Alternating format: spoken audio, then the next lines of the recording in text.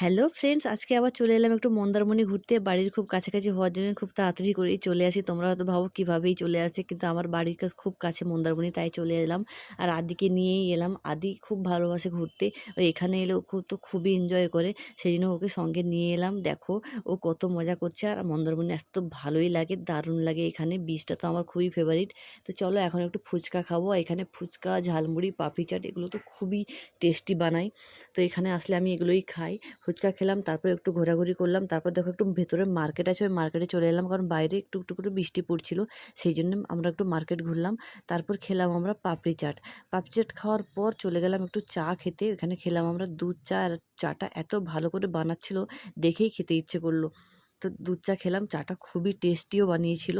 তো খাওয়া দাওয়ার পর আর সেরকম কিছু করার ছিল না, তো চলে এলাম বাড়ি। তো দেখা হচ্ছে তোমাদের সঙ্গে নেক্সট ভিডিওতে। তো চ্যানেলটিকে অবশ্যই সাবস্ক্রাইব করে দিও।